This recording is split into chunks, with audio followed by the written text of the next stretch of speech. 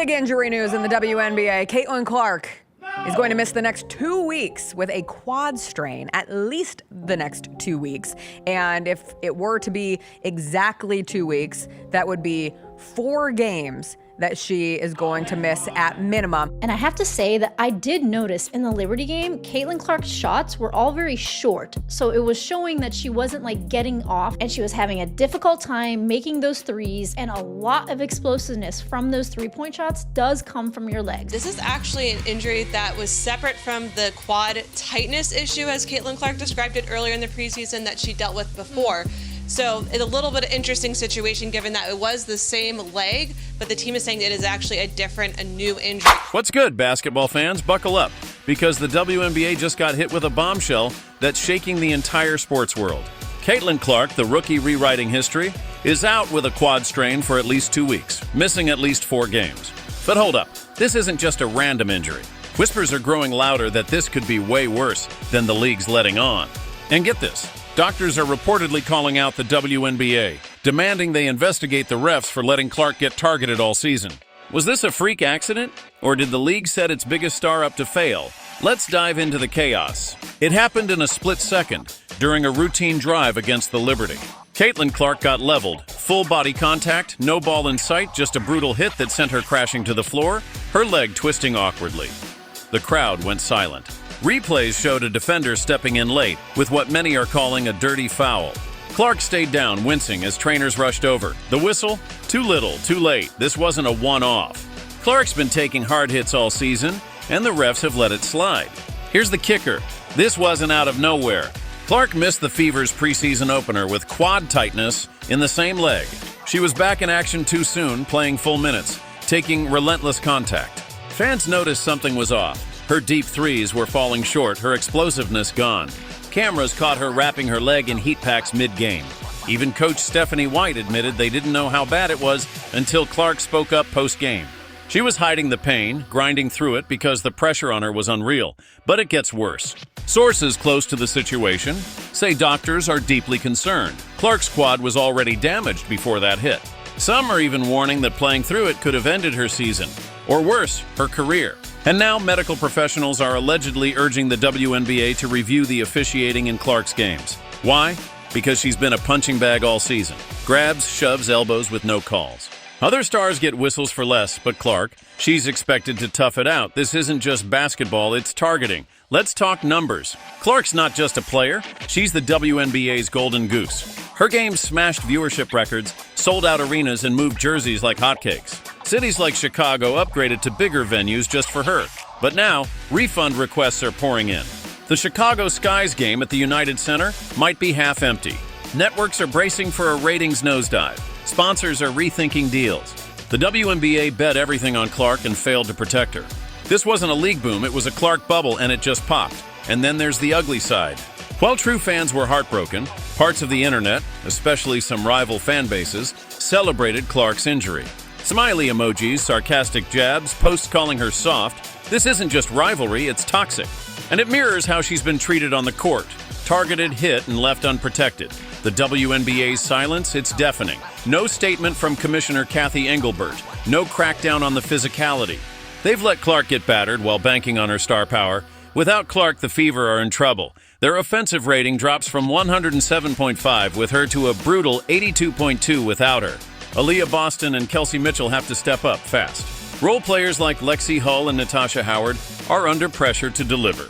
With tough games against Washington, Connecticut, and Chicago coming up, the Fever's season could spiral if they don't find their identity without their star. Here's the thing, Caitlin Clark isn't done. This break could be the reset she needs to come back stronger, smarter, and more dangerous. But the WNBA needs to wake up. They had a generational talent and let her get broken down by unchecked physicality and weak leadership.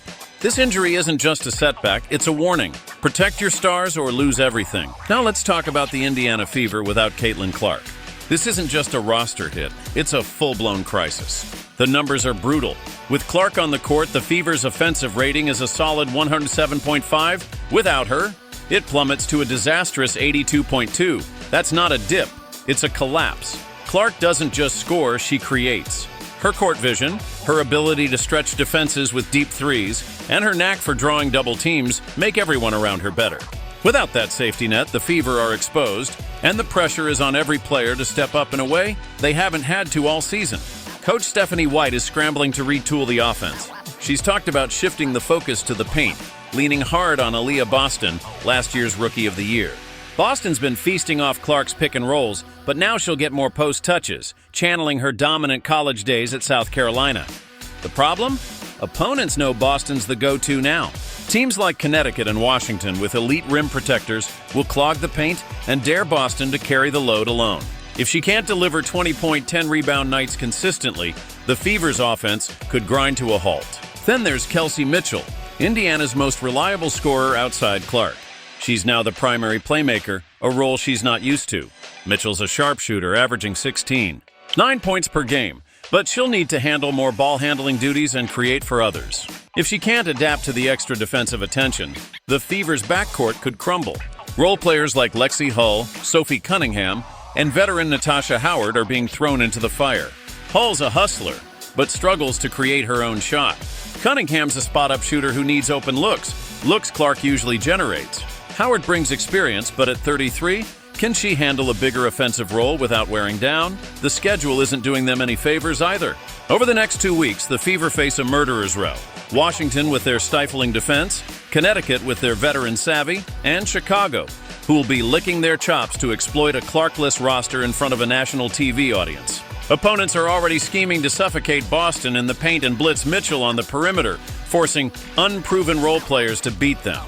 If the Fever go 1-3 or worse in this stretch, their playoff hopes could be on life support. This isn't just about stats, it's about identity. The Fever built their game plan around Clark's gravitational pull. Without her, they're a team searching for a pulse. Coach White's under fire to prove she can rally this squad, but the lack of depth is glaring. The front office didn't plan for a scenario where Clark wouldn't be carrying them, and now they're paying for it. Fans are already bracing for ugly games, with turnovers piling up and shots clanking off the rim. If the Fever can't find a spark, whether it's Boston dominating or Mitchell turning into a superstar, this could be the start of a long, painful slide. But this isn't just Indiana's crisis. It's the WNBA's wake-up call. Clark's injury exposes the league's biggest flaw. They built their entire brand on one superstar. The ratings spike? That was Clark. Sold-out arenas? Clark. Jersey sales, ESPN deals, merch flying off shelves? All Clark when 2.7 million people tuned in to watch Indiana versus Chicago. It wasn't for the WNBA's depth. It was for Caitlin Clark. Now with her sidelined, CBS Sports is projecting a viewership crash. Teams are staring at empty seats. Sponsors who bet big on Clark games are pulling back. The WNBA gambled on one rookie to carry them and didn't build a deeper foundation. But this isn't just Indiana's crisis. It's a full-blown reckoning for the WNBA. Caitlin Clark's injury exposes a brutal truth. The league built its entire brand on one superstar, and now that she's sidelined, the cracks are showing. Let's break it down. The ratings spike? That was Clark. Sold-out arenas? Clark. Jersey sales, ESPN deals, merch flying off shelves? All Clark. When 2.7 million people tuned in to watch Indiana versus Chicago, it wasn't for the WNBA's depth. It was for Caitlin Clark. Her games averaged 17% higher viewership than other WNBA matchups this season. Her jerseys accounted for nearly 40% of league-wide sales, per ESPN reports. Cities like Baltimore and Chicago moved games to bigger venues just to handle her crowds. This wasn't a league-wide boom. It was a Clark bubble, and one injury just popped it. The fallout is already here. CBS Sports projects a 20-30% drop in viewership for Fever games without Clark. The Chicago Sky, expecting a packed United Center, are now facing thousands of refund requests and the embarrassment of a half-empty arena on national TV. Sponsors who shelled out millions for Clark-featured games are quietly pulling back, renegotiating deals, or redirecting funds to other sports. Teams that banked on Clark's draw for road games are staring at attendance numbers crashing, some by as much as 50% compared to her games. The WNBA's business model is teetering because they didn't just lean on Clark. They strapped the entire league to her back and expected her to carry it without breaking. But here's the deeper issue. The WNBA failed to build a sustainable foundation. Instead of using Clark's spotlight to elevate other stars, they let her become the sole storyline. Where's the push for Aja Wilson's MVP campaign? Where's the marketing for Breanna Stewart's dominance or Sabrina Ionescu's flair? The league has talent, but they've done little to make other players household names. Clark's rise should have been a springboard to showcase the WNBA's depth, not a crutch to mask its lack of it. Now with her sidelined, the league's left with a massive void. No one else has been groomed to fill the spotlight. This isn't just a missed opportunity, it's a structural failure. And let's talk about the fans. Clark brought in a new wave of viewers. Casual fans, college hoops diehards, even NBA followers who never watched the WNBA before. But the league's inaction on her targeting, letting hard fouls go uncalled, ignoring the toxic online hate, risks alienating this new audience. Social media is already buzzing with fans saying they're done if Clark isn't protected. Hashtags like Protect Caitlin and WNBA Reckoning are trending, with thousands of posts calling out the league's double standards. If these fans walk away, the WNBA could lose the momentum it's been chasing for decades. This isn't just about empty seats. It's about squandering a chance to go mainstream. The league's leadership has to answer for this. Commissioner Kathy Engelbert's silence is deafening.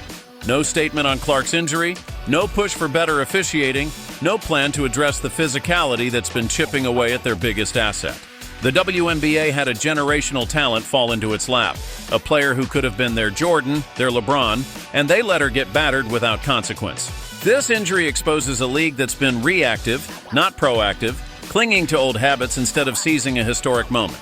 If they don't act now, crack down on targeting, protect their stars, and build a broader brand, the WNBA risks sliding back into the shadows just when it was starting to shine. This isn't just about money, it's about culture, and the WNBA's dropping the ball there too.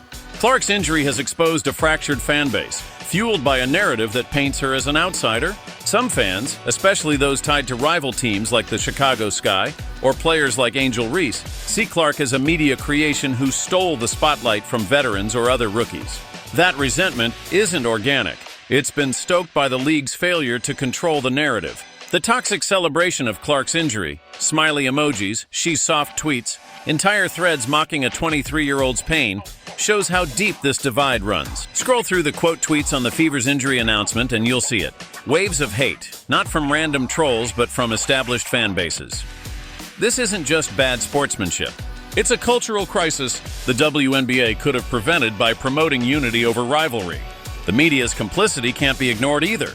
Outlets hyped Clark as the savior of the WNBA, setting her up as a target while barely covering other stars. That one-dimensional storytelling fed the narrative that Clark was above the league, alienating fans who support veterans or less hyped teams. The WNBA could have pushed back with campaigns showcasing the league's depth. Think Aja Wilson's dominance, Sabrina Ionescu's clutch shooting, or Aaliyah Boston's rise. Instead, they let the Caitlin Clark show dominate. And now that the star's off stage, the audience is leaving. The league's social media accounts didn't help, amplifying Clark-centric content while giving minimal shine to others. That imbalance created a powder keg, and Clark's injury was the spark. Then there's the leadership vacuum. Commissioner Kathy Engelbert's silence is deafening. No public statement supporting Clark. No call for accountability on the officiating that let her get battered. No action to curb the toxic fan behavior. This isn't just negligence. It's a failure of vision. The WNBA had a golden opportunity to ride Clark's wave to mainstream dominance, bigger TV deals, packed arenas, global buzz. But by failing to protect her with stricter officiating, proactive medical oversight, or a robust PR strategy, they've fumbled their best shot. If Clark's injury lingers or worsens, the league could lose more than ratings. It could lose its momentum entirely. Fans are already asking, if the WNBA can't protect its biggest star, why should we keep watching? The long-term risks are chilling. Women's sports are booming. NWSL is packing stadiums. Women's college basketball is outdrawing the men's Final Four. And international leagues are gaining traction. But the WNBA's growth isn't guaranteed. If they keep mishandling moments like this, they risk being overshadowed. Imagine a future where another phenom, say a Juju Watkins or Paige Buchers, steps into the WNBA and faces the same targeting, the same lack of protection, the same toxic backlash. If she goes down like Clark, the cycle repeats. Empty seats, fading sponsors, and a fan base turning away. The WNBA could become a cautionary tale, a league that had the world's attention and squandered it by clinging to old habits, weak officiating, reactive medical protocols, and a failure to unite its audience.